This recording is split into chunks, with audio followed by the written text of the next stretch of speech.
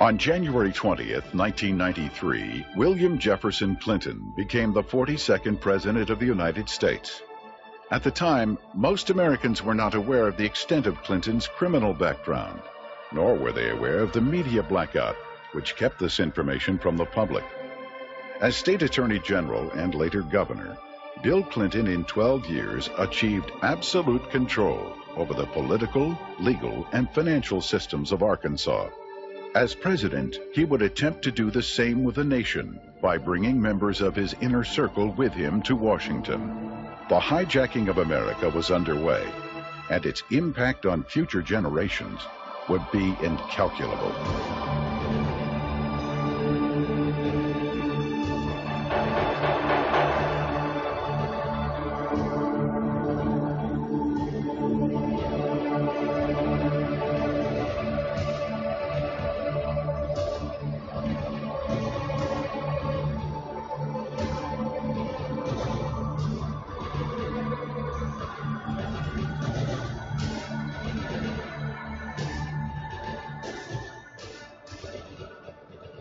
Bill Clinton was born in Hope and, of course, raised in Hot Springs. They had open bawdy houses over there at the time, and they had open gambling at the time. But Clinton grew up in that atmosphere, that different atmosphere of Hot Springs. If it felt good, you did it. He was selected to go to the national from Arkansas Boys Day, to be a delegate to the National Boys Day. And while he was there, he was able to meet John Kennedy. And I'm sure that sparked an ambition in this young man. And he apparently has always had an exceptional, keen mind, a keen intellect. And he early, evidently, had tremendous ambition. He was gifted in so many ways. The truth is, he's one of the most charming men that I've ever met in my life. He has more energy than any 10 people I've ever known. He was able to network himself into running for Attorney General virtually unopposed. And then he was able to take that position and catapult himself into the governor's office 2 years later and started building his foundation. When you think about Bill Clinton's aversion to the truth, you wonder if this is because of the lackadaisical moral background that he's had in this area. He lied about Rhodes, being a Rhodes Scholar. He never completed that and still said he was a Rhodes Scholar. He went to Moscow and did business with them against the United States government, and he wasn't challenged by the press about that. In Arkansas, while he was governor, he said he balanced the budget 11 times. He never did it once. Also, he said he didn't raise taxes, and he raised taxes 126 times. He can accommodate any situation that comes up because he's not hemmed in with the truth.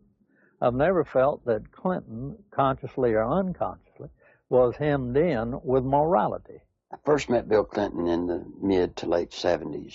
He was an up-and-coming politician. There were a group of us, Jim Guy Tucker, Bill Clinton, Sheffield Nelson, and myself. And we kind of ran around and palled around with each other. It was from that point that I did a lot of projects for Bill from a marketing perspective. In 1988, I went to Bill. I said, I need a job to kind of relax, mellow out. Bill Clinton and Betsy Wright, they suggested that I go to work for a place called the Arkansas Development Finance Authority. And they said my talents could really be used there. It was the best kept secret in Arkansas. After about 2 weeks, I went to Wooten Epps, and I said, Wooten, I think I've got enough background on this that we can start marketing it. Now, what is the criteria for loans? He said, whoever Bill wants to get a loan. To go back, though, to that moment in time, I'd been there about a month, and I realized that I was in the epicenter of what I'd always heard about all my life, what most people have heard about is the machine. I was literally working, sitting in the middle of Bill Clinton's political machine. It was where he made payoffs, where he repaid favors to people for campaign support. I was in an interesting seat, and I knew it. We had a board meeting. In that particular board meeting, I was sitting at the end of the table. James Brannion, who was chairman of the board at that time, was sitting at the head of the table. James Brannion stood up in a public restaurant, and he hollered at the Beverly Enterprises guy, Bobby Stevens, and said, "Did you get the $50,000 campaign contribution from the client that you're introducing the loan for?" He said, "Not yet." He said, "Well, then hold up the loan till we get it." I stood up, went up to James, and I said, "James, don't yell stuff like that. You don't need to be yelling it in a restaurant. That sounds real bad." He was just burly and arrogant. He said, "Who cares?" Bill Clinton sold the concept of ADFA to the people of Arkansas as a vehicle for creating jobs and assisting churches and schools.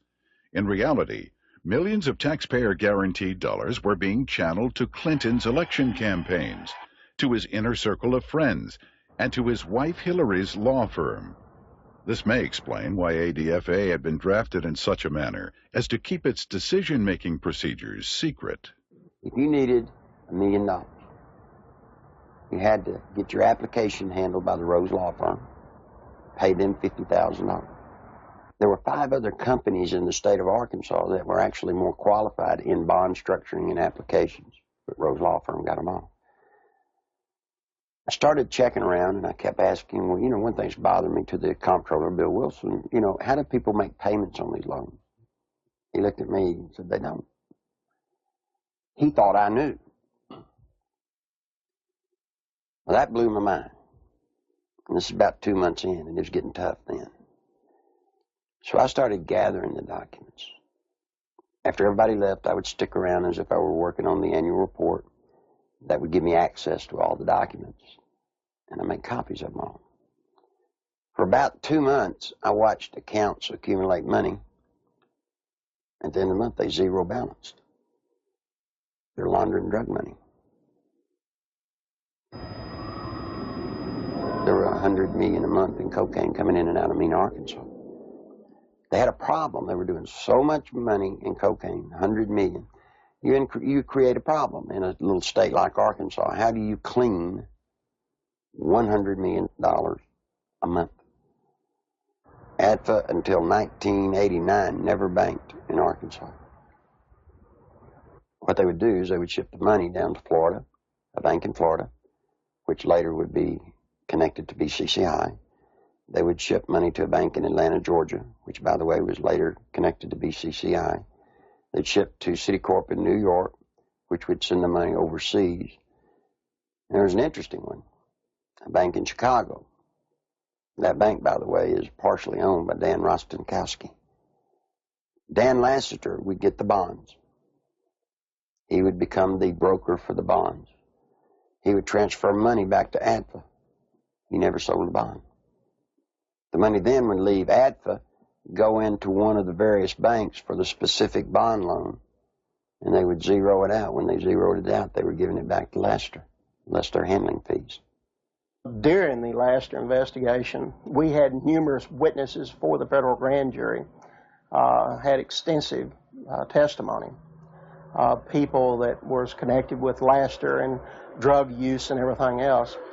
His cocaine use become used as a tool for sexual favors and also for business deals and influence people.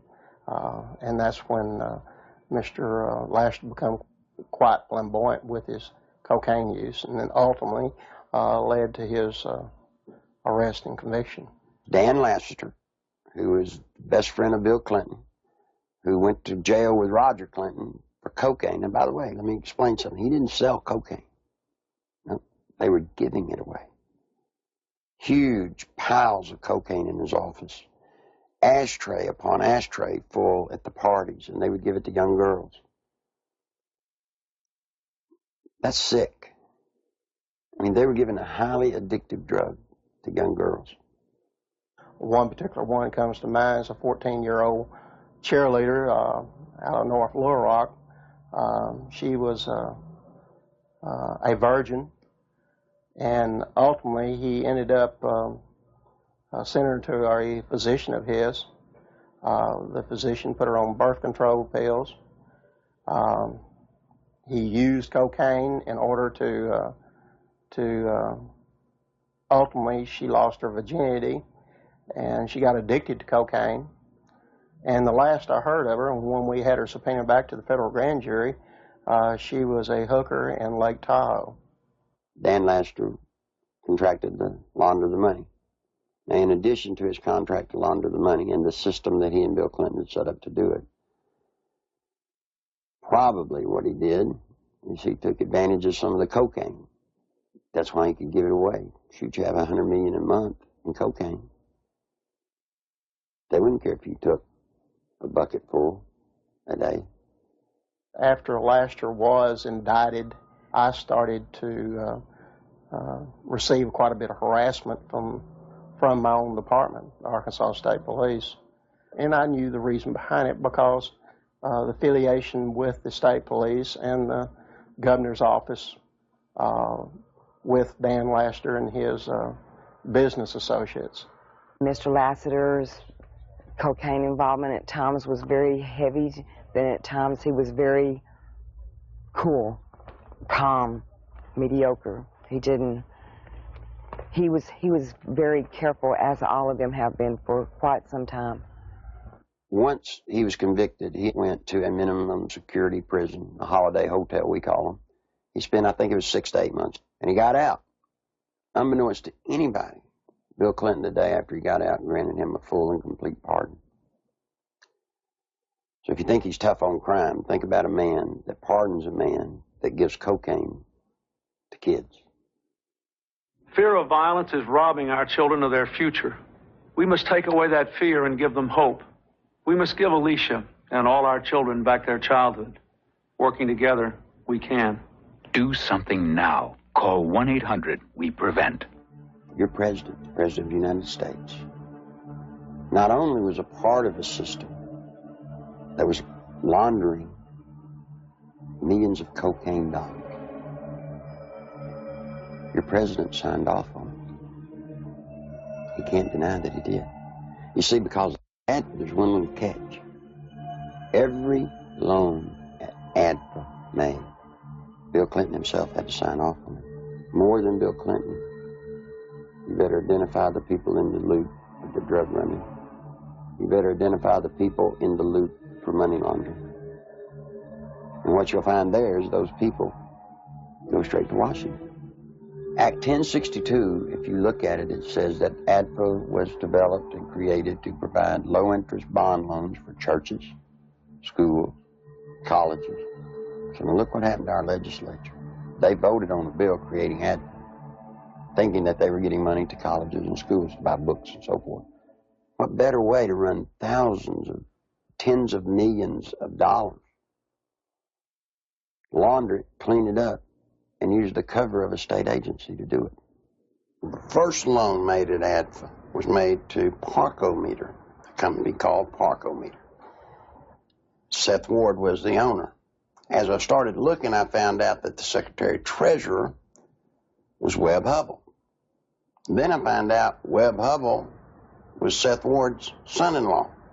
Guess who drafted the legislation creating Act 1062, which created the Arkansas Development Finance Authority?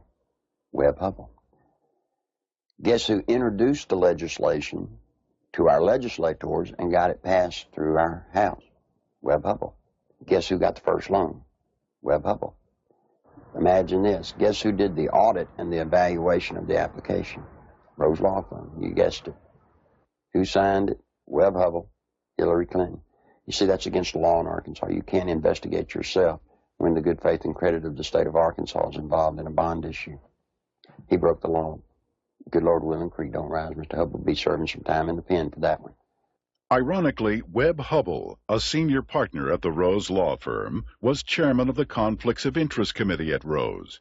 In 1988, he successfully advanced the Ethics in Government Act, which required Arkansas legislators to report governmental conflicts of interest. Incredibly, this law specifically exempted Governor Bill Clinton, his appointees, and his relatives. Clinton's appointment of Hubbell to the U.S. Justice Department exemplified the administration's total disregard for legal ethics. Hubbell's hasty resignation in March 1994 for overbilling of Rose clients was merely a ploy to remove Hubbell from the limelight before extensive criminal charges could be brought against him. Let me tell you about Parkometer. The first loan was $2.85 million. Never was a penny of that paid back. As the newspaper people started inquiring about the Parkometer loans, what they found was that Parkometer was actually building retrofit nose cone compartments that were being shipped to MENA. We find out that the nose cones were actually being used to smuggle dope back into the country. And what is scary, what's so scary, it's the same cast of characters. Webb Hubbell, the Rose Law Firm, are guilty, I say to you, of conspiring to defraud the state of Arkansas, the federal government, and conspired to solicit the sales and the laundering of money for illegal drugs. This is your president. This is his circle of power. These are the people, when he got elected president, he did not pass go. He took them straight to Washington with him. And by all things holy, I think he was planning to set up and do the same thing in Washington. In 1982, cocaine trafficker Barry Seal set up one of the largest drug smuggling operations in the United States in Mena, Arkansas, under the approving eye of Governor Bill Clinton. Barry Seal had a bunch of planes and supposedly had pilots. Barry Seal was a drug smuggler. Now, he tried to set it up in his home state of Louisiana, but they wouldn't let him. He had to come to a state that had a sleazy governor hooked on cocaine, and everybody knew it. Yeah, Bill Clinton was hooked on cocaine. I lived in Little Rock, Arkansas, okay? And I worked at a club called Le Bistros, and I met Roger Clinton there, Governor Bill Clinton. So a couple of the state troopers that went with him wherever he went, Roger Clinton had came up to me and he had asked me, could I get him some coke, you know, and asked for my one-hitter, which a one-hitter is a very small silver device, okay, that you stick up into your nose and you just squeeze it and a snort of cocaine will go up in there. And I watched Roger hand what I had given him to Governor Clinton, and he just kind of turned around and walked off, and that's one specific. Dr. Suen, S-U-E-N, a doctor at the medical center here in Little Rock, has taken care of Bill Clinton for his sinus problems, which may indeed be drug-related to cocaine use as they destroy the sinus passages. Governor Bill Clinton was taken into the hospital, I believe it was the medical center, on at least one or two occasions for cocaine abuse and overdosage, in which he actually had to be cared for at the hospital. It led to toga parties. And if you're not sure on what a toga party is, I've had to clarify this in the past. A toga party is where you wrap yourself in a sheet most of the time. The people at the toga parties were Governor Clinton, now President Clinton, Attorney General Steve Clark. Okay, he was there a few times. Members of the Arkansas State Police, you know, along with Roger and, you know, other people. They began to dance around, do the cocaine in one room, have sex in another room, because in the Coachman's Inn, the rooms were adjoining, you know. And to be quite truthful, you end up with somebody in particular, and you 9 times out of 10 end up having sex. And there was cocaine there. I know. I'm the one that made sure it was there. I talked to the manager, the assistant manager for the apartment complex where Roger Clinton used to live. They've all said Bill Clinton did drugs. They saw him. I've talked to a lot of other people who have all, just like the people at the apartment complex, said, hey, John, get us to a congressional hearing. Yes, we'll sign sworn affidavits. These people want to be sure when they come forward that something's done about it, because they fear for their life, but they really want the truth to get out. I was there, we're coming there with Roger one night, and back in the back part of the mansion there's kind of like a living quarters type thing, and we would all get together out there and do cocaine, you know, and no, Miss Clinton wasn't there at the time. In 1983, I was made aware that Sheriff Hadaway and one of his auxiliary deputies, Terry Capehart, were investigating a smuggling operation going on at the Mena airport. They had an inside source of information. Mr. Seal, it was our understanding, was the one who had brought the operation into the Mena airport, and that had initiated the beginning of the money laundering and the illegal activity. He said 1983 was his most profitable cocaine smuggling period ever. Said that the airplanes that he had placed at the Mena airport, there were 4 of them, a couple of Senecas and a couple of Panthers, and 1 or 2 stragglers here and there, different airplanes. He said they were purchased solely for the purpose of cocaine smuggling. There was, in my opinion, more than enough evidence to prosecute a number of people for crimes regarding the Barry Seal case at Mena. I snuck around, crawled through the bushes, thinking that I'd really have to hide to see them unloading the dope.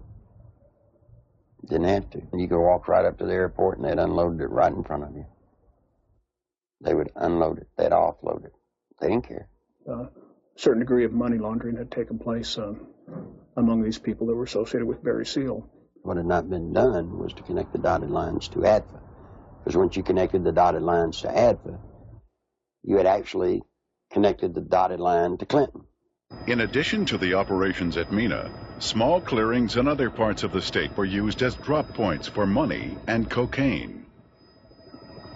They had special cargo doors installed on the side without FAA permission, so that these doors could be opened in flight. They'd pull in, slide back, and the cocaine could be dropped out of the side in flight. When you have a public which is aware of an ongoing criminal enterprise, when you have an international cocaine smuggler who is high profile, and a lot of people know that they are operating in a small area. A lot of people knew about the money laundering. It was common gossip on the street because it was so blatant. And they see investigations ongoing for several years. And they keep watching for indictments. They know grand juries are convening. They know that witnesses are supposed to be providing evidence to a grand jury, yet year after year after year, no indictments are returned. People lose confidence in the system. Clinton had integrated a number of corrupt cops, judges, and politicians into high-level positions to ensure the continued success of the drug smuggling, money laundering operations. All was going well until a fateful night in the fall of 1987. On August 22nd, 1987, Kevin had spent the night with his friend Don Henry. They left Don's home around 12:30 or 1:45 on the 23rd of August in early morning hours, and the next thing we knew, they had been run over by a train.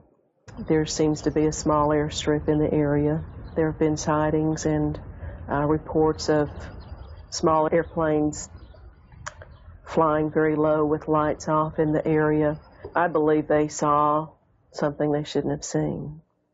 3 weeks later, their deaths were ruled accidental by the state medical examiner, Fahmy Malek, and we disagreed with that ruling because we thought the evidence pointed to homicide.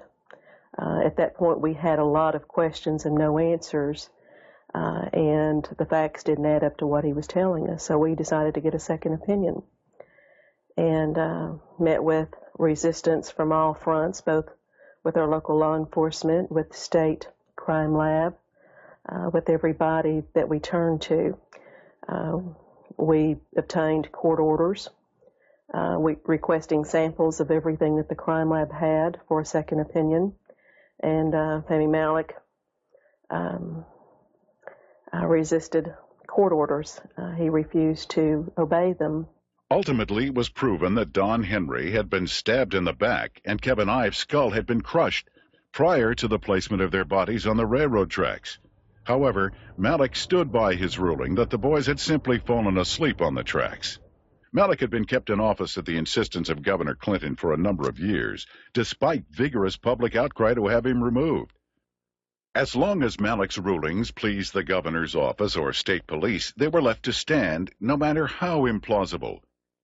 Malek's obvious lack of medical knowledge reached a pinnacle when he ruled that James Milam, who had been decapitated, had died of natural causes.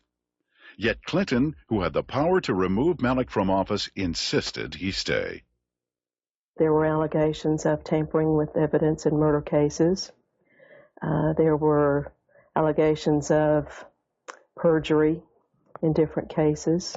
It didn't seem to matter what Malek did. Clinton protected him. He made excuses such as he's overworked, he's just stressed out, he's underpaid.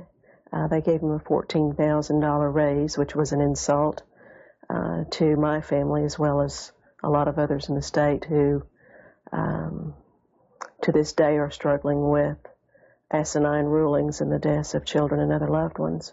I was outraged that protecting a political crony of Clinton's was more important than the fact that 2 young boys had been murdered. Dan Harmon was just a local attorney in the town of Benton, Arkansas. And after Don Henry and Kevin Ives were killed and their bodies placed on the tracks and run over by train, he approached Linda Ives and the Henry family about trying to help them. He's a manipulator. Gives a great closing argument in court. He's been trained for years to play the game. He knows how to do it. He's very good at it. Mr. Harmon can win your confidence and make you think he's the greatest guy in the world. He did that to Linda Ives. He helped lead them down a path that absolutely led to nowhere on this case. I got involved in the case, and immediately Harmon tried to discredit me without even knowing me. Couldn't figure it out. I run across a young lady named Charlene Wilson, who told a horror story that I didn't really believe at the time. So I started searching for evidence to substantiate just part of what she had said. Harmon went ballistic. Called, he threatened me, threatened Sheriff Pridgeon, threatened Captain Gene Donham, the chief deputy. All because I talked to this one woman. The people at the track that night, to my knowledge, were Dan Harmon, Keith McCaskill, Larry Rochelle. I do know that the boys were watching the drop site, okay? And they got curious as to what was being dropped there. The fact is, we know who killed these kids. The whole reason this case has been slowed down, stopped, wherever we're at. They can't do anything with it as long as Clinton's in office, because it tracks right back to Bill Clinton being involved in the cover-up. He took care of everybody that ever covered anything up in this case. Everybody got promoted. A number of people approached the police with information about Don and Kevin's murders and consequently were murdered themselves. Shortly before Keith McCaskill was murdered, he knew that he was fixing to be murdered. He told his family goodbye, he told his friends goodbye. The night of elections in 1988, he took 2 pennies out of his pocket and threw them on the bar there at the Wagon Wheel and said, "If Jim Steed loses this election, my life isn't worth 2 cents." And he was murdered that night. Jeff Rhodes was a young man from Benton who was murdered in 1989. Shortly before his death, he made a phone call to his dad in Texas and told him he needed to get out of Benton, Arkansas, that he felt he knew too much about the boys on the railroad tracks and the death of Keith McCaskill. A couple of weeks later, Jeff was found dead. He'd been shot in the head. They'd attempted to cut off his head and hands and feet, set him on fire in a dump. A total of 6 people with information about the boys' murders were eventually murdered as well.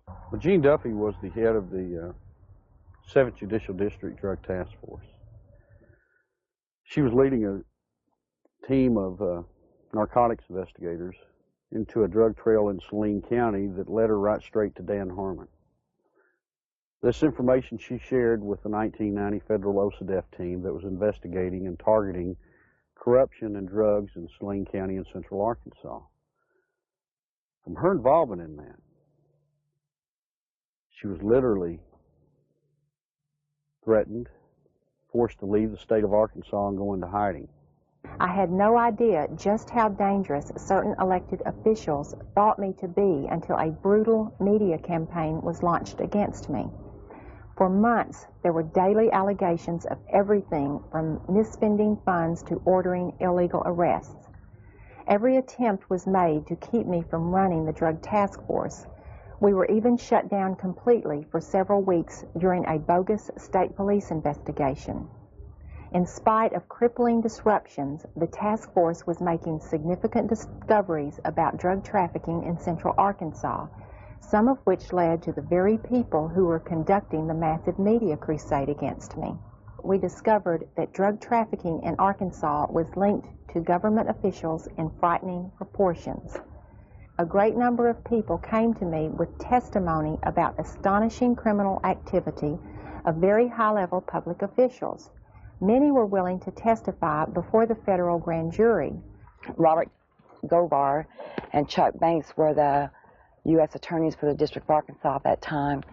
I was subpoenaed to testify on behalf of the drug trafficking and the cartel, more or less is what it was, that had to do with Dan Harmon and what I call company, because there are there's a whole bunch of them that are involved.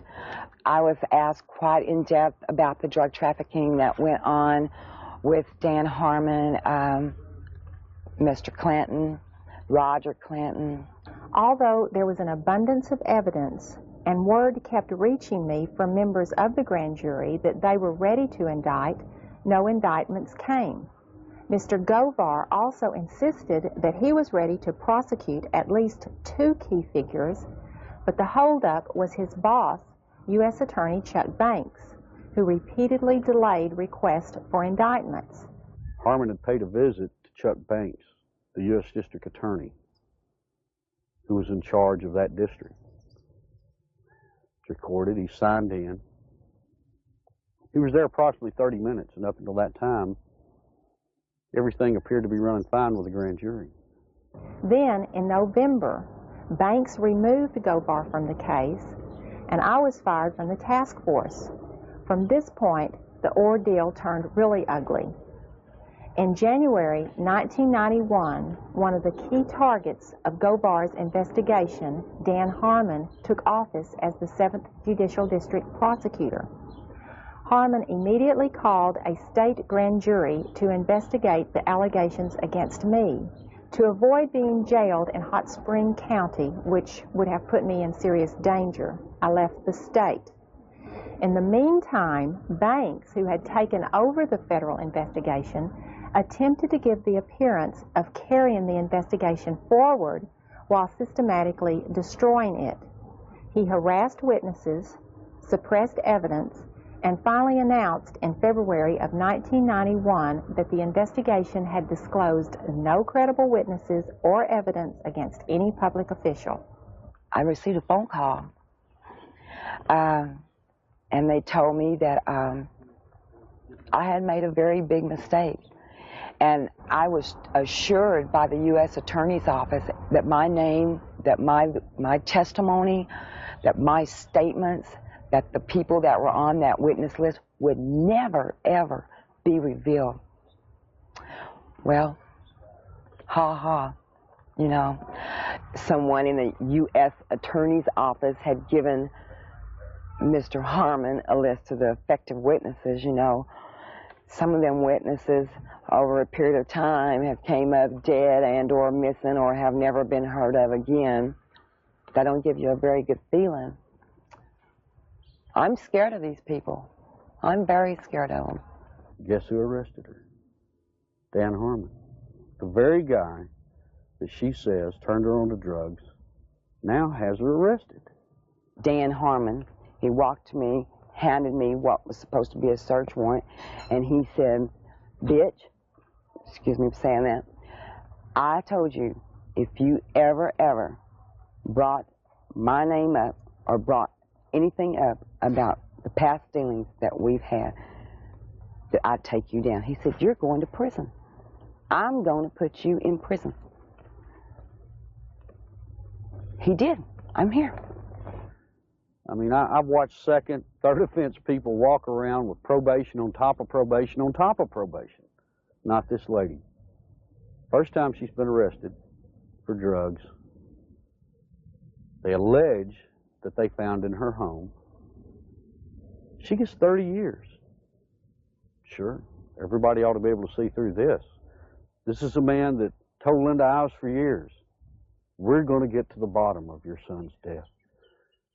Yet when I start making progress, it looks like the people I talk to starts getting time in the penitentiary. Linda says it's business as usual in Saline County. Justice as in the English language that can describe how usual in Arkansas. There aren't any words that makes you feel as a parent or as a are capable of doing. You know, I think we were just kind of naive, common, ordinary people. Got up and went to work every day and came home and went to bed and assumed that everybody else did the same thing and tried to do what was right. And I think Kevin's death has been the rudest awakening that anybody could ever have to see what really goes on. I can provide information that has tentacles to Governor Clinton's administration.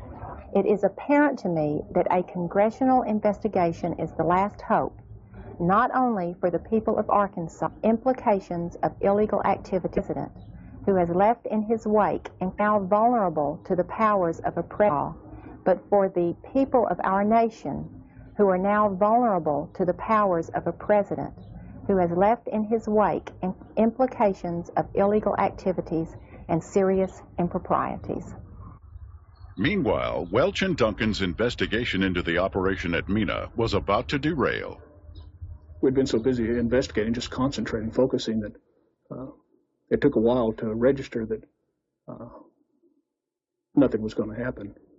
We could not understand what was happening. Neither Mr. Welch nor I were ever subpoenaed to testify before the grand jury and present massive amounts of evidence of wrongdoing by associates of Barry Seal. No indictments were ever returned against any of the individuals, and I can tell you there was extensive evidence. There definitely was some suppression of evidence and definitely a cover-up of an investigation, and somebody should be held accountable as to why that happened. Not one major cocaine bust was ever made in Arkansas out of Mina, Arkansas. Now imagine that, 10 years nearly in its running. Never one truckload ever got caught. During the 1992 Attorney General's race in Arkansas, a member of Clinton's staff had approached Winston Bryant and had asked him to stay away from the Mena affair or the Mena matter. I've done quite a bit of investigation into the Mena. After Winston, quite frankly, it is a federal problem. He took office. Bill told me that he was no longer allowed to discuss the Mena Airport investigation from the Attorney General's office. The Attorney General's office is not like most Attorney General's offices across the country. We do not have the authority to convene a grand jury and initiate criminal prosecution. Well, a lot of people have said that the Mena operation stopped in 1986 when Barry Seal was gunned down. It's not true. Covert operations are still going on in Mena, Arkansas today. Now, if you stop and think, back when Bill Clinton was governor, he was asked about Mena. He said, well, that's a federal problem. I'm not going to get involved in it. Well, he's not the governor of Arkansas anymore. He's the president of the United States. We still have operations at Mena, Arkansas. This is his golden opportunity to take care of it. My question is, why doesn't he?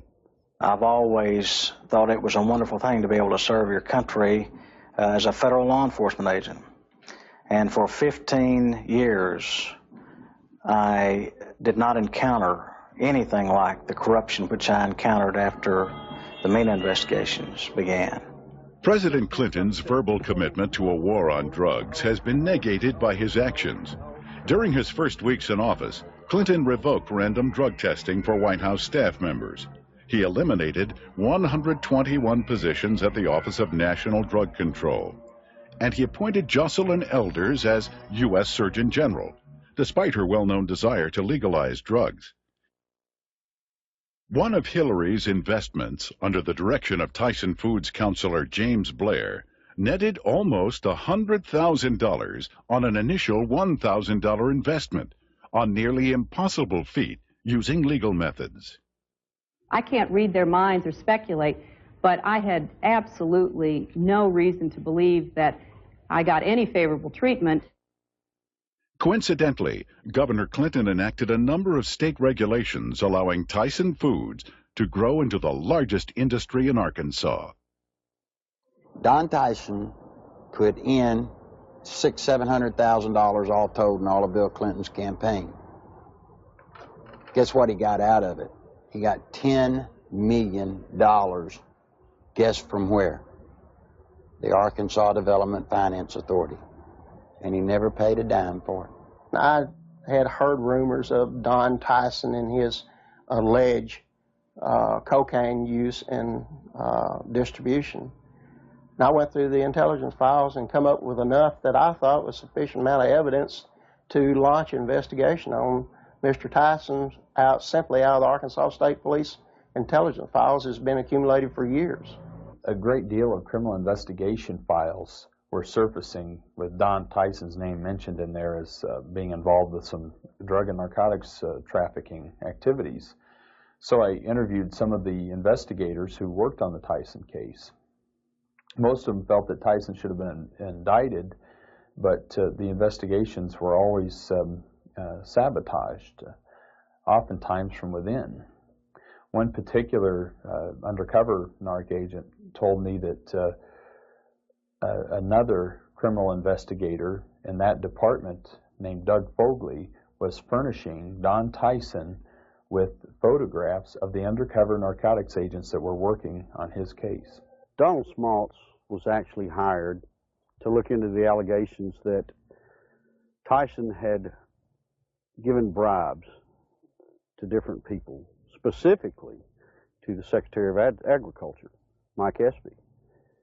Now, what came out of that investigation was very remarkable. Drug abuse, drug distribution, money laundering, even murder for hire. Now, Smaltz collected all this stuff. He compiled it, he put it in proper order. And he approached Janet Reno and said, look, You know, I need to broaden my investigation. I'm finding more here than just simple payoffs. What do you think happened? Well, by now, most of you already know. He was turned down. Just exactly what we expected to happen happened. I mean, Tyson already hired lobbyists, attorneys, who all approached Congress trying to get everybody to stop Smaltz. Why is it in this country today that if you got a little money, you walk away?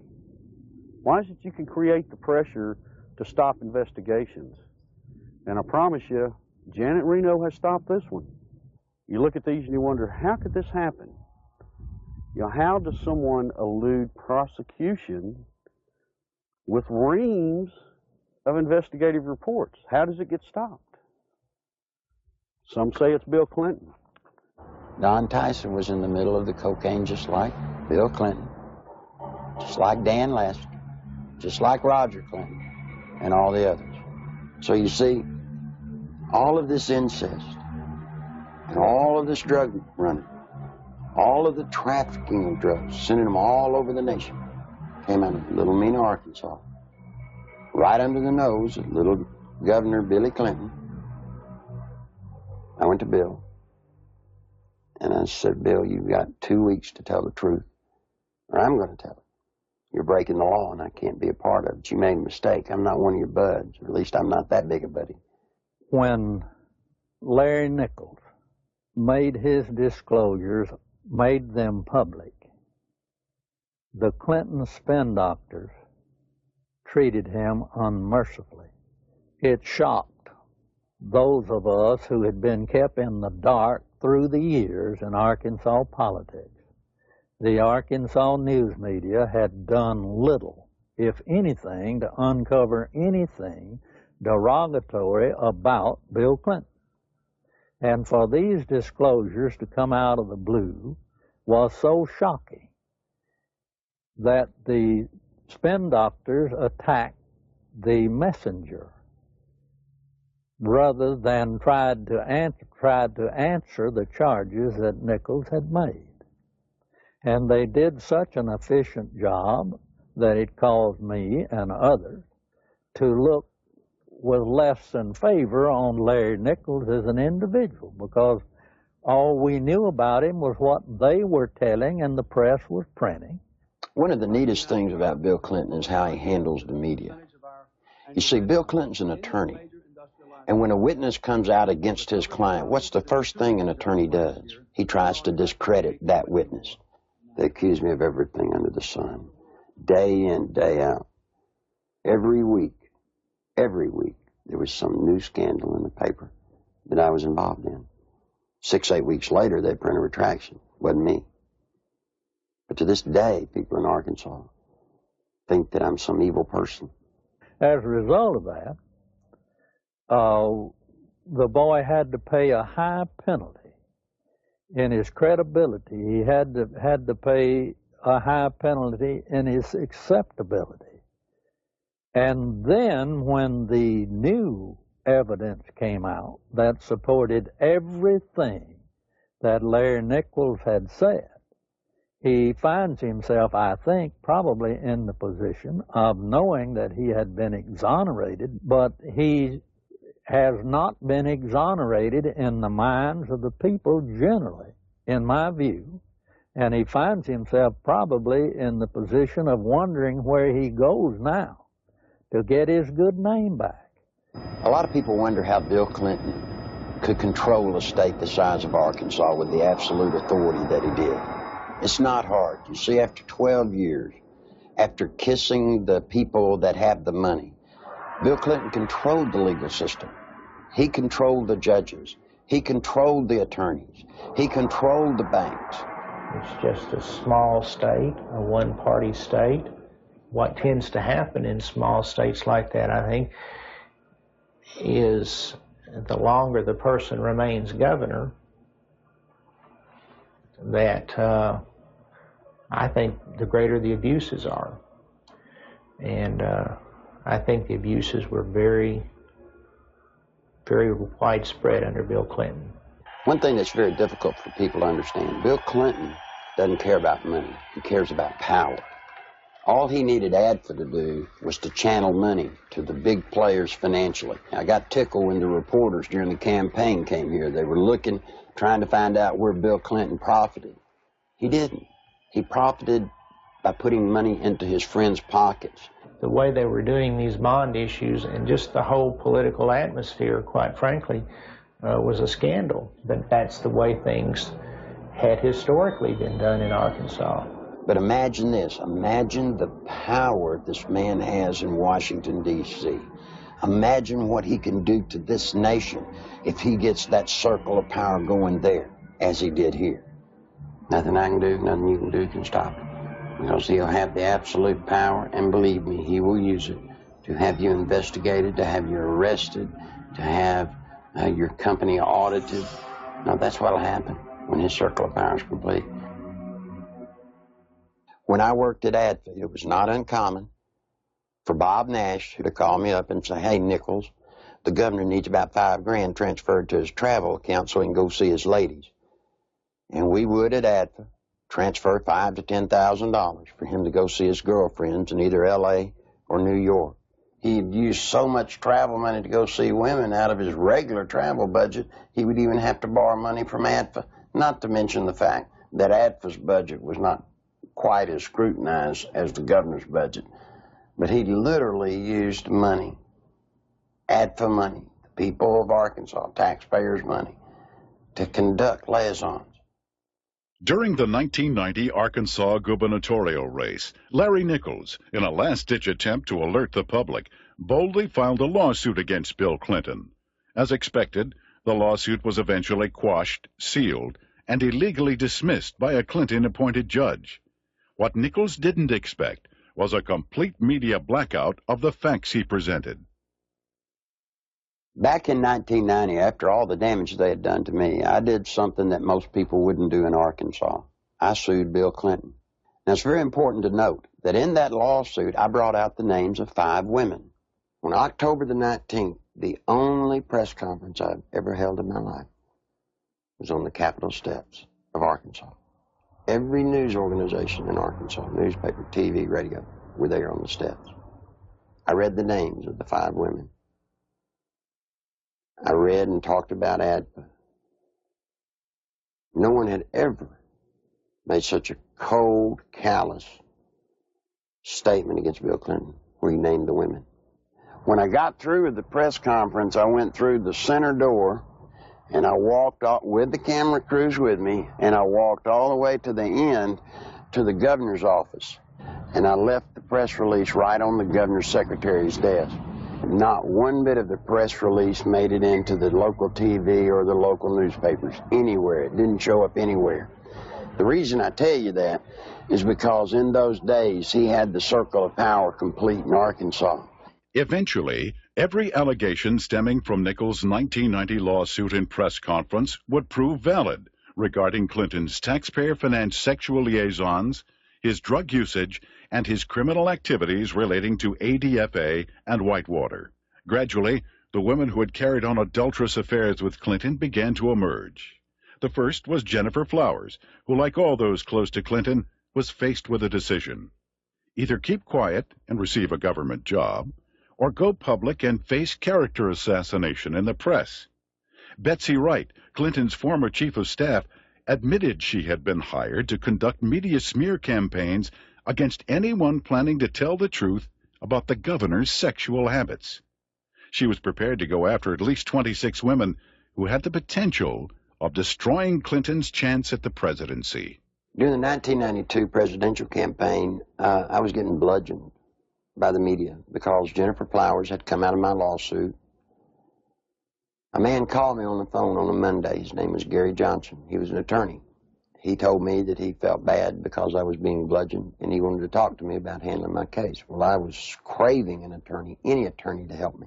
You know, I saw Larry out there doing battle, so to speak, on his own, and I felt like he needed some help. I met him on a Tuesday. He was a special attorney. I didn't even know it. You see, he lived next door to Jennifer Flowers. For security purposes, Gary Johnson had installed a video camera near the front door of his Quapaw Tower condominium. Looking at someone in front of my door, it got a perfect shot of them in front of Jennifer Flowers' condominium. And it wasn't my intention ever to take pictures of Bill Clinton going in to see Jennifer Flowers. I could care less who Bill Clinton goes to see. But it just so happened she lived next door to me, and I mounted the camera there. Guess what he caught on tape? Bill Clinton walking into Jennifer Flowers' apartment on numerous occasions with a key. I actually saw him go into her condominium. It wasn't that I was standing there looking out my peephole watching Jennifer Flowers' condominium. It had nothing to do with Bill Clinton. It's just that I got the camera. I had the camera before Jennifer Flowers moved in. And when she moved in, she just happened to have some very interesting house guests. Go back to 60 Minutes when Bill and Hillary were loving kisses. They stood up and lied, and Bill said that he'd never been to her apartment, that he had only called her once from the kitchen and from his office. That's an absolute lie, and these tapes proved it. The 60 Minutes interview had been designed specifically to save Clinton's campaign, not necessarily to get to the truth. And they came to us because they were in big trouble in New Hampshire. They were about to lose right there, and they needed some first aid. They needed some bandaging. What they needed was a paramedic. So they came to us, and we did it, and that's what they wanted to do. When I told Tim Russert that I was persona non grata at the White House, he said, "Why?" I said, "The Jennifer Flowers interview." He said, "You got him the nomination." I said, "I know that." As far as I know from the conversations I've had, Bernie Nussbaum knew that, Gergen knows that, Lloyd Cutler certainly knows it because Lloyd had a hand in his coming on there that night. You know, it was strong medicine, the way I edited it. He was a very sick candidate. He needed very strong medicine. And I'm not in the business of doctoring candidates, but he got up out of a sickbed that night and walked to the nomination. And as I said to Mandy, you know, if I'd edited it your way, you know where you'd be today? You'd still be up in New Hampshire looking for the nomination. He became the candidate that night. When the Jennifer Flowers story broke, that story was 100 times more creditable than the story that literally knocked Gary Hart out of the campaign. I had been Jennifer Flowers' neighbor. I knew that Bill Clinton wasn't telling the truth about that. Bill Clinton, I think, would do just about anything to save his political hide. He got threatening phone calls. He asked me, he said, "Well, they hurt me?" I said, "Well, they hadn't hurt me." I don't know why I didn't worry more about that. Basically what they said was, you mind your own business.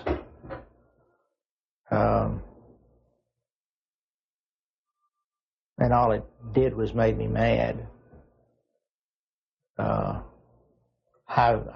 I never thought in a million years that anybody would follow up on it.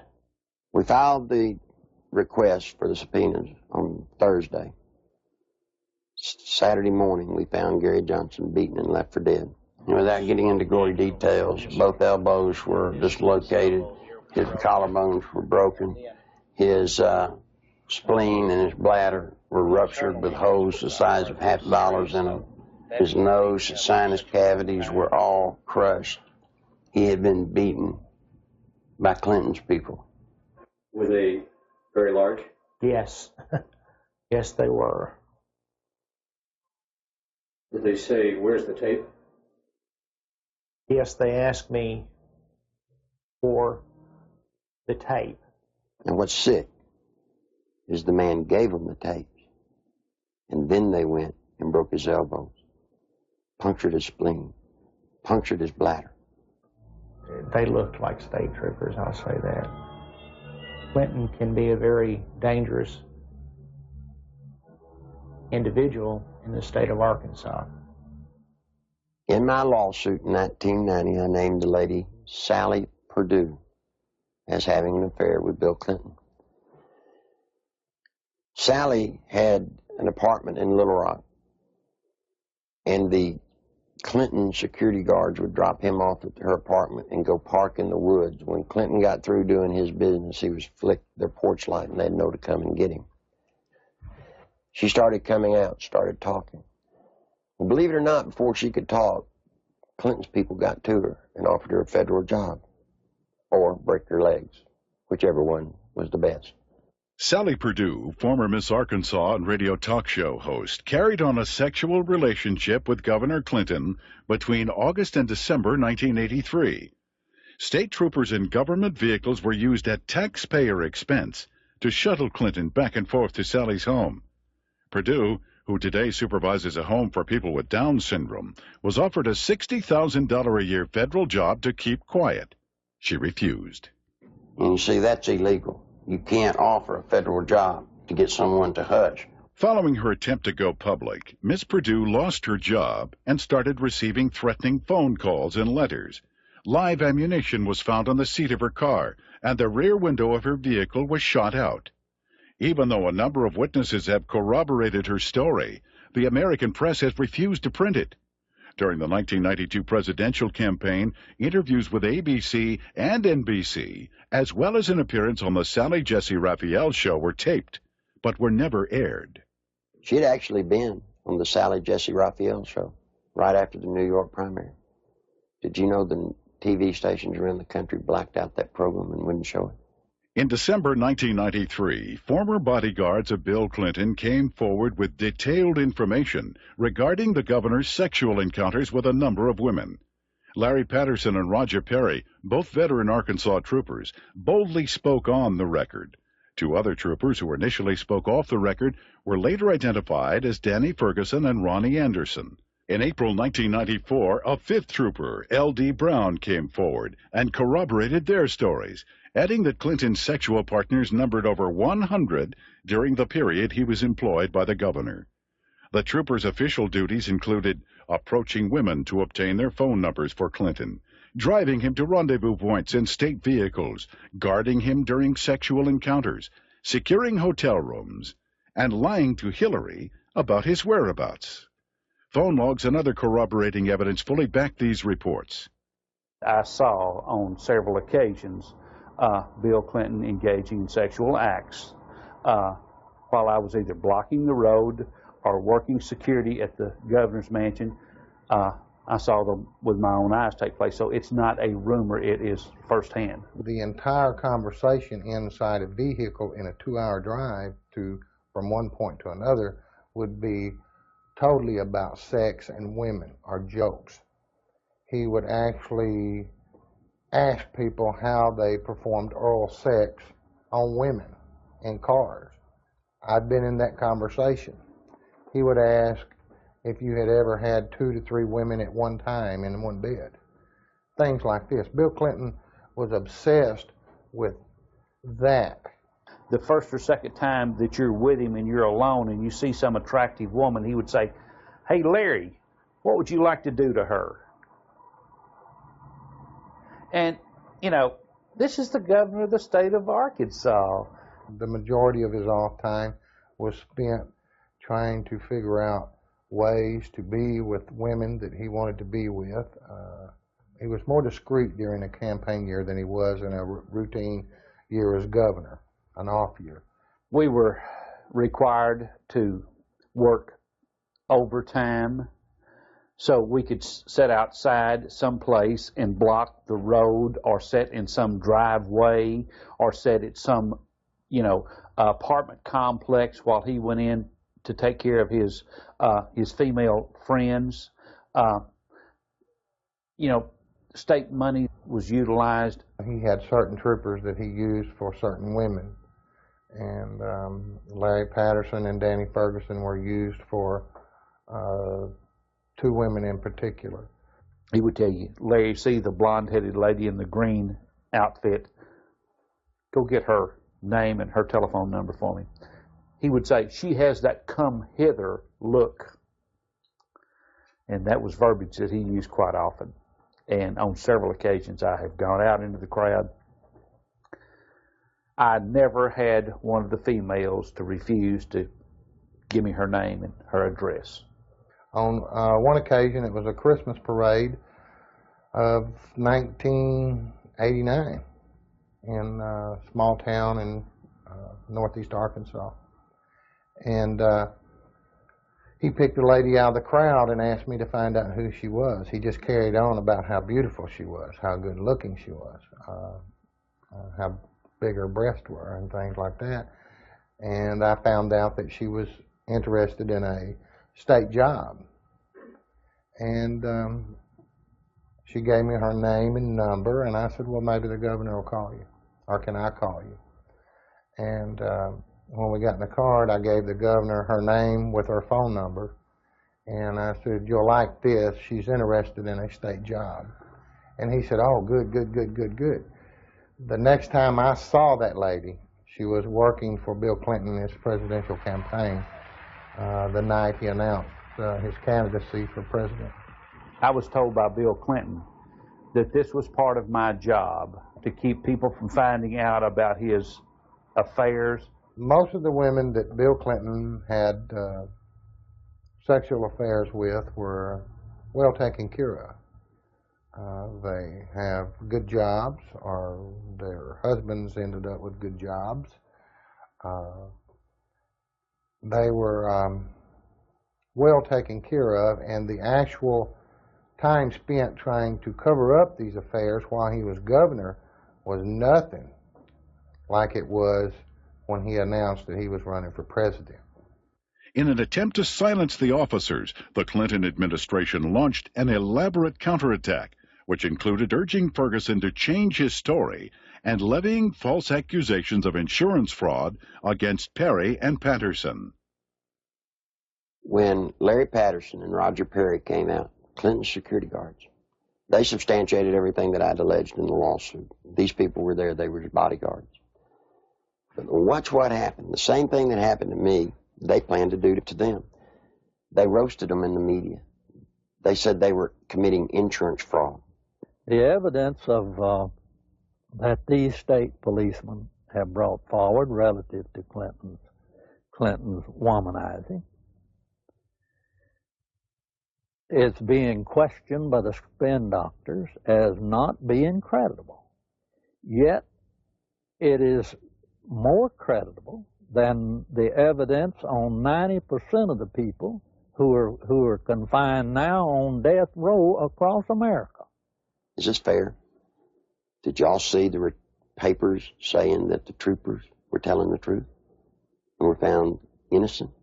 Ere to the stories they were telling have a basis, since they're not the scumbags that the spin doctors for Clinton tried to make them out to be? These two have had the courage to come forward, and the evidence that they have presented has not only been credible, but it's been overwhelming. And the truth is, I'm convinced that it's just the tip of the iceberg. On May 8, 1991, Paula Jones, a state employee with the Arkansas Industrial Development Commission, was working the registration desk for the governor's Quality Management Conference at the Excelsior Hotel. Governor Bill Clinton was to be the main speaker. I was approached by one of Bill Clinton's bodyguards named Danny Ferguson, and I was given a number. And I asked him what it was. I held out my hand, and he said, it's a number to a hotel room that the governor would like to meet with me. Well, I was surprised, and I kind of talked it over with my coworker, and we didn't have any reason to believe that we couldn't trust him, so I agreed to go on up to the room and meet with Mr. Bill Clinton. I got to the room, and Governor Clinton, he opened the door to meet me. It was a room that did not have any beds in it. It had couches and stuff like that. It was more like a meeting type room. And he had asked me about my job and how I liked it and who my boss was, and I told him. And he mentioned that he liked the way that my curves were on my body, and he liked the way that my hair went down my back, the middle of my back. And then he tried to lean over, and he started to put his hand up my leg, which it happened so fast, and he tried to kiss me on the neck. It happened so fast, but he tried to bend over and kiss me on the neck as he was putting his hand up my leg, and I backed off. I said, I don't want to do this, and I said, I think I need to be going. And then he got up before I even knew it and dropped his pants, and Bill Clinton asked me to perform oral sex on him, which I declined, and I jumped up, and I told him I needed to go immediately. That's when he went to say, if you have any trouble whatsoever, you have Dave Harrington, your boss, contact me immediately. And I said, well, I'm leaving, and I started to proceed down the hall to the door, and he followed behind me. He said if we could try to keep this between ourselves. And I went down the elevator, went back to my registration desk, and I told Pam the whole story. I can't understand how somebody can take advantage of somebody like that, and then they have the audacity to drop his pants. I mean, you know. I'm not going to dignify this by comment on it. Paula gave the exclusive to the Washington Post, and Mike Isikoff, we were going to be as open as we could with the Washington Post. And Mike told Paula that as far as he was concerned, that he believed Paula, and that he thought the story should be told. And Mike said they were ready to put the story out, and they were going to go to the editors and present the story to him. We heard that Mike got suspended from the Washington Post, and there was a big fallout between the editors of the Washington Post and Mike. Paula Jones filed a lawsuit against President Clinton, claiming sexual harassment. The same day, a massive media smear campaign against Paula Jones was launched. Think about a man that has no more regard for women than Bill Clinton does. They're just sex things.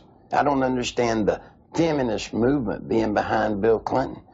He hangs women on his wall like trophies. A number of women who have had sexual relationships with Bill Clinton have allegedly been given major career boosts in exchange for silence. Beth Colson received a judicial appointment to the Arkansas Court of Appeals from Clinton. Regina Blakely landed a job with CBS National in Washington covering the White House. Likewise, Deborah Mathis secured a lucrative job with the White House Press Corps. Susan Whitaker was made the liaison between the Arkansas State Capitol and the White House. Elizabeth Ward obtained a position with the Clintons' close friends, Hollywood producers Harry Thomason and Linda Bloodworth Thomason. And Joe Jenkins was given a high-level position with AP&L. One of the most harrowing stories of Clinton's attempt to keep his promiscuity hidden involves Jerry Parks, a private investigator and former chief of security for Clinton's campaign headquarters. My father was Luther Gerald Parks, a.k.a. Jerry Parks. He was the head of Clinton's security for Clinton's inaugural campaign whenever he was running for president. My father was brutally murdered at Chenal Parkway and Arkansas Highway 10 in one of the most elite parts of Little Rock, Arkansas. Someone pulled aside alongside of him and started shooting at him. They cornered him, stopped him on Highway 10 as he was turning left onto Highway 10 off Chenal Parkway. They stepped out of the car after blocking his path. He was shot 5 times, once in the leg, once in the arm, 3 times in the chest. My father had a file on Bill Clinton's infidelity and his affairs that ran from approximately 82, 83 to somewhere between till about 90 to 91. The file consisted of pictures, time, dates, places of where Bill Clinton was at, where Roger Clinton was at, the type of drug use that Bill Clinton and Roger Clinton were involved in. I was the only person that would ever go with him when he would do his private investigative work. And I remember 4 to 5 times that I was with him, and that's what he was keying on. I saw Clinton with a lot of different women, a lot of different types, sizes, shapes, colors, one of them being Jennifer Flowers. You know, I was just like, wow. It was more neat than anything else that, you know, somebody that is this famous, this bigwig can get away with this. It just blew my mind. Shortly before Jerry's death, the phone lines at his home were cut, the security system was disconnected, and the Clinton files were stolen. I believe my father was assassinated because he was the one link that could actually close everything and completely shut Clinton down. I feel that Bill Clinton had my father killed to save his political career. When I did contact Little Rock Special Investigative Services, they told me that they'd been pulled off the case 3 weeks prior to that. That just blows my mind on how when I hear they're making progress, all of a sudden they're pulled off the case. Something's not right there.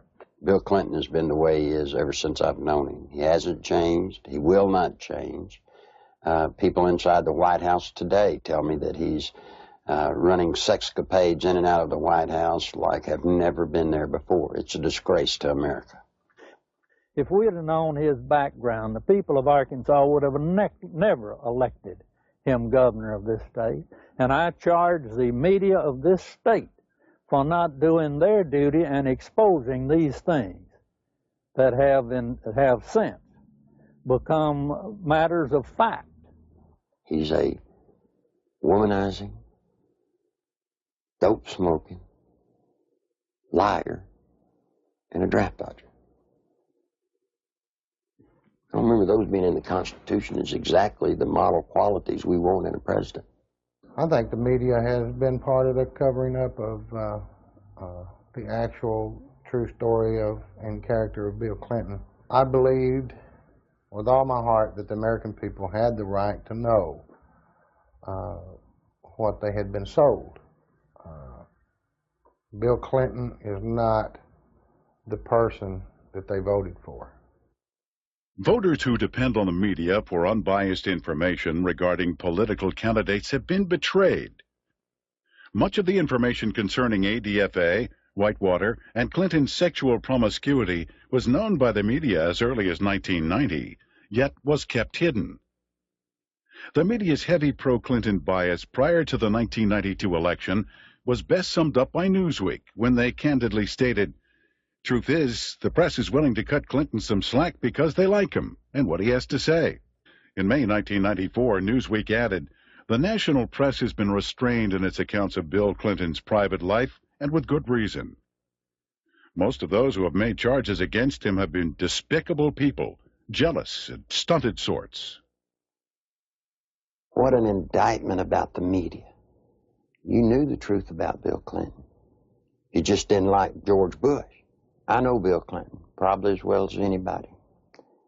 We used to train him on how to look straight into a camera and lie through his teeth. And you see, part of Bill's pathological lying is the fact that we've taught him how to believe the lie that he's telling. And once he believes the lie, then he can sell it to you as the truth. The world is at risk when the commander-in-chief of the United States of America is a man that will look at another government, who will make trade deals and lie through his teeth. Clinton could get us involved in a hopeless quagmire easily in Europe, in Africa, in North Korea, in any number of places, because not only of his ineptness and his lack of understanding, but his contempt for military things. This goes back at least as far as the 60s, in his college days, when he not only attended and participated in anti-American rallies, but organized them. And incidentally, those were not anti-war rallies. Those were anti-American rallies. He has no loyalty to this nation. He has no loyalty to its fighting men. He has not enough integrity to have any loyalty to its population. He knows how to say the right things, but he's lied for so long that I really don't think he knows the difference anymore between the lie and the truth. Bill Clinton was dishonest on a daily basis. I mean, there's more dishonesty in his life than there is honesty. I mean, it's maybe being a politician in these days and times, you have to tell one group of people what they want to hear and another group what they want to hear. And if the truth conflicts, then so be it. The media has not been able to ascertain today that there's a human being sitting in the presidential chair of the United States of America that lies with everything he says. They still believe somehow in the office of the presidency, they still believe there's some integrity there. Attempts to keep the criminal activities of Whitewater concealed from the public were largely successful prior to the 1992 election. After that, however, the raging Whitewater rapids could no longer be contained. What the Clintons claimed as a simple money-losing investment was in actuality a series of complex business transactions and cover-ups, ultimately costing the American taxpayer more than $60 million. When this is all over, it's going to be the same story we've been telling for 2 years. We made a bad investment, we lost money, and there's really not much more to add to it. We have enforced higher standards against ethical conflicts than any previous administration. Whitewater may have begun as a legitimate real estate venture, but it came to be used to skim, directly or indirectly, federally insured deposits from an S&L and a small business investment corporation. When each failed, the United States taxpayer became obligated to pick up the tab. 2, the family of the former governor of Arkansas received value from Whitewater well in excess of resources invested. 3, taxpayer guaranteed funds were in all likelihood used to benefit the campaign of a former governor. 4, the independence of the United States government's regulatory system has been flagrantly violated in an effort to protect a single American citizen. Authority in this country. It quickly became obvious that Whitewater would engulf the Clinton administration if ignored. A twofold counterattack was put into action. The first was to win sympathy from the conservative populace, who were among his chief critics. Clinton embarked on a series of appearances, heartily promoting himself as a born-again Christian who supports and practices traditional biblical family values. While the uninformed may have been fooled, those who realized what was happening were outraged at the blatant hypocrisy. This is a place where I have come to seek divine guidance and support and reassurance. You know, after Bill Clinton was in office for 2 days, he signed 5 executive orders, shedding more innocent blood, the blood of innocent babies. Then he went on to try and get homosexuals in the military. He put Jocelyn Elders in, trying to distribute condoms to our kids. Christine Gebbe, his AIDS czarina, promoting all kinds of vileness. This is an affront to heaven. The second phase of the counterattack was to appoint Robert Fisk as special prosecutor to head up the investigation into Whitewater. That same week, the Rose law firm began shredding documents. A lady came to me scared to death, wanted to come out and tell the truth. I said, "What's the matter?" She said, "They're shredding documents at the Rose law firm." Well, I tried to tell the media. The media said there was no way that could be going on. Well, in came a journalist from a Washington newspaper. He goes over, investigates what I told him. And you know what? The very week he investigated, guess what they were doing? Shredding documents right there at the Rose law firm. They had his initials pretty much all over it. Everything from the box to the manila files to I even saw his signature on with the Rose firm letterhead. You see, all of the Whitewater documents, they're getting rid of. They're getting rid of them as fast as they humanly can. It's the nerve and audacity that those two people, Bill and Hillary Clinton, have to shred documents, to destroy evidence in a federal case. That is why we're here in front of the Rose law firm, because of the works of darkness that have gone on. Documents have been shredded here. What else has gone on here? I'm telling you, there are people inside this building that right now they're saying, if they only knew. If they only knew. During that same week, there was also a fire at the Worthen Bank building. And this fire was on the 14th floor, and supposedly it was started by a space heater. I want you to look at this footage and tell me if you think it was an accidental fire by a space heater. This is a CPA firm, and the documents that were in this office were important documents relative to Whitewater. If you go back to Arkansas and you look at the Secretary of State's office, anybody that's ever run for office in recorded history, you can find out who their major campaign contributors are since day one, except for one person. Bill Clinton's records at the Secretary of State's office disappeared. You see, they did it then. They'll do it now. All the information pertinent to Whitewater, any notes left by Vince Foster, any personal documents that would lead anywhere to any type of criminal activity, they're just going to be destroyed. Fisk's initial assignment was to quell rumors regarding the alleged suicide of Vince Foster. Foster was a senior partner with Hillary Clinton and Webb Hubbell at the Rose Law Firm prior to his appointment as White House Deputy Counsel. In fact, he was handling the Clintons' personal legal matters while he was in the position of assistant to the president, in violation of a conflict of interest at that time. From the outset, the investigation into the death of Vince Foster has been marred by controversy. At Bill Clinton and Attorney General Janet Reno's insistence, responsibility for the investigation was turned over to the Park Police, even though Foster's death fell within the jurisdiction of the FBI. Not until his death had sufficiently developed into a full-fledged scandal 7 months later would the FBI be allowed in. The results of the FBI's investigation, along with the findings of the Park Police and coroner, were incorporated into a report issued by Special Counsel Robert Fisk. The report, released June 30th, 1994, confirmed suicide as the cause of death. However, a careful examination of key pieces of evidence taken directly from the report itself indicate a number of alarming contradictions inconsistent with the report's own conclusion that Foster took his life. The official coroner's report depicts a large gaping 1-inch exit wound located 3 inches below the crown of Foster's head. According to Fisk, the area surrounding the body at the park was meticulously searched to a depth of 18 inches, but no brain tissue or skull fragments were found.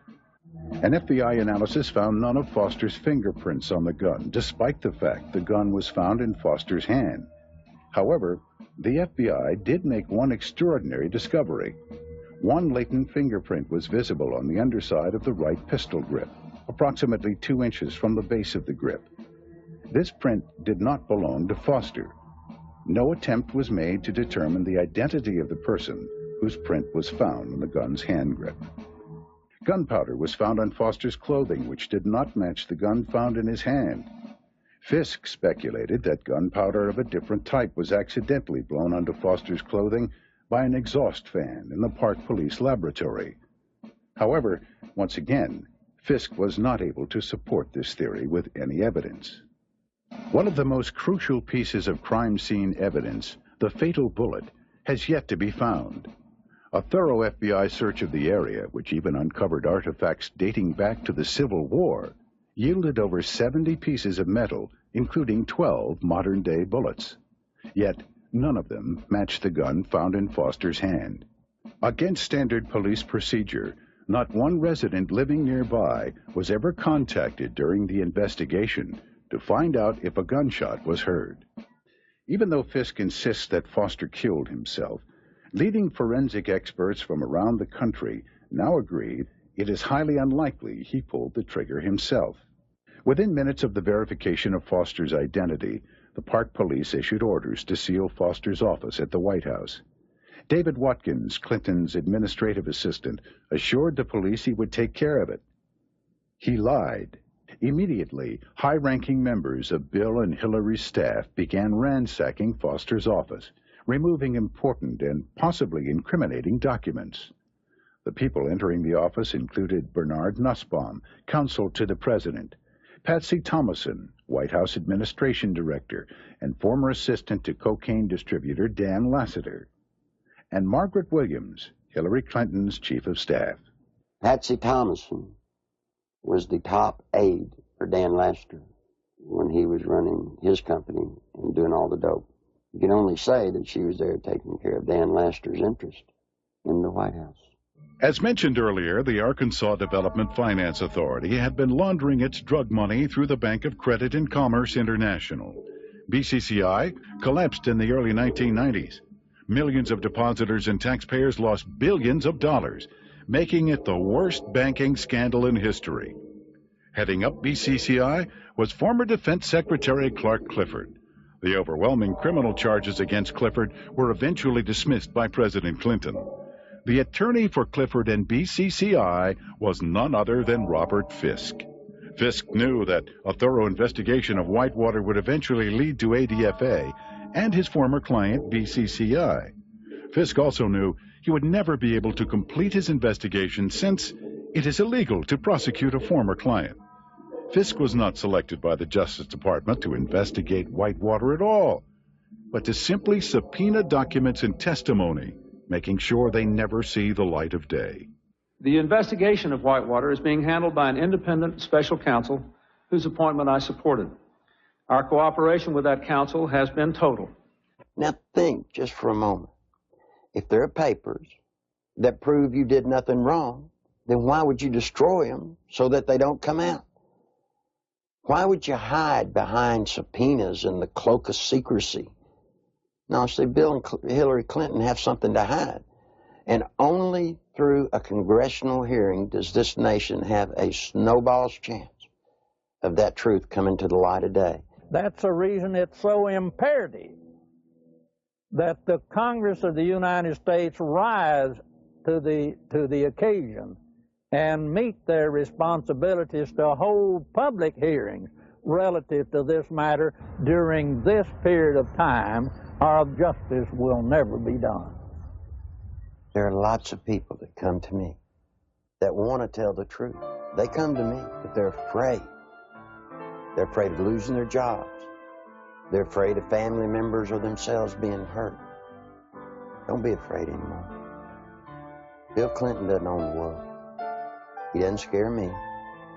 He shouldn't scare you. I wish all of y'all would do what I've done. Stand up. Stand up for the country. I want my daughter to know that if you stand up and tell the truth, you're okay. Right now, all she sees if you stand up and tell the truth, you'll be destroyed. If you're a pathological liar, lie through your teeth, every breath, hurt people needlessly, you'll get to be president. You don't want that. I don't want it. If I had anything to say to Bill Clinton, you know what it'd be? It's bound to be a great burden to walk around lying from one thing to another, to never tell the truth. Bill, tell the truth. Come clean. All of you may not get to be president, but the truth will set you free. It'll set all of us free, and it'll save the nation. I've still not been accused of anything wrong because I haven't done anything wrong, and I'm not going to do anything wrong.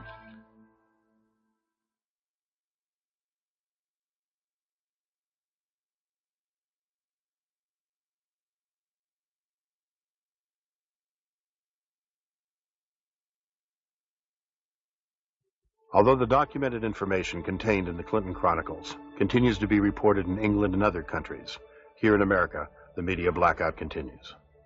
On July 14th, 1994, copies of the Clinton Chronicles video were hand-delivered to every member of the United States Senate and House of Representatives. On July 25th, documentation supporting the film was presented to Congress at their request. Whitewater hearings were scheduled to begin the next morning. However, the then House and Senate majority leaders, plotting with Robert Fisk to withhold evidence, refused to allow any of this documentation to be admitted. In addition, eyewitnesses willing to testify under oath who could confirm Clinton's involvement in the Arkansas drug smuggling money laundering operation were flown into Washington, but were barred from giving any testimony. Once again, the Constitution of the United States was undermined, and the American people were not allowed access to the truth. That same day, a massive media smear campaign was launched against the Clinton Chronicles. Time magazine, Newsweek, U.S. News and World Report, and major newspapers around the nation simultaneously published false information about the video in an attempt to diminish its distribution. Nevertheless, members of Congress point to the Clinton Chronicles as playing a major role in bringing about the firing of Robert Fisk, as well as the reopening of the investigation into the death of Vince Foster. On August 3, 1994, Larry Nichols was arrested on false charges of writing 2 bad checks and failing to obey a yield sign 7 years earlier. The American media reported the arrest. When the Arkansas police admitted that the checks and traffic violations were fabricated, charges were dropped. Yet the media failed to report it. Nichols has suffered 3 attempts on his life since the release of the video. Federal agent Bill Duncan, a 15-year IRS veteran with a permit to carry a gun, was arrested for carrying a weapon, then handcuffed to a pipe in the basement of the Washington, D.C. police station, and later released. This incident effectively brought the MENA drug smuggling money laundering investigation to a halt. Duncan was later instructed by his superiors to lie to a federal grand jury, regarding the results of his investigation.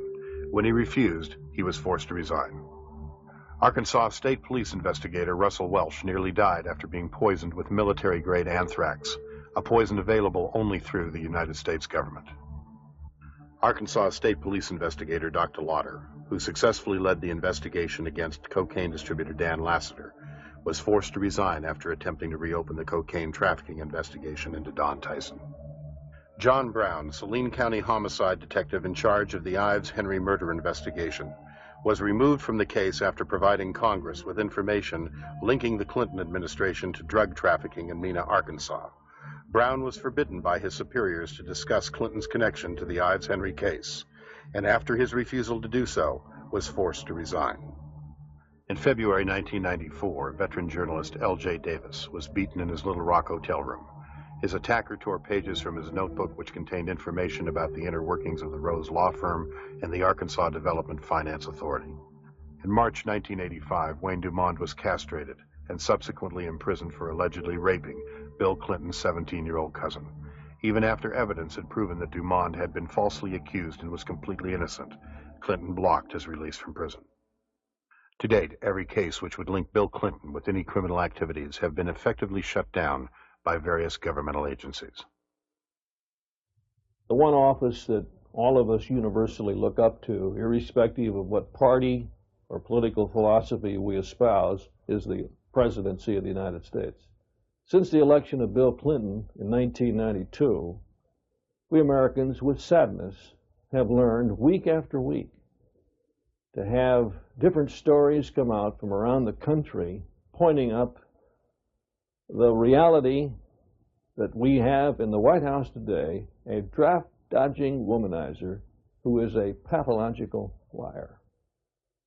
It's a very dangerous thing for America and a dangerous thing for the world.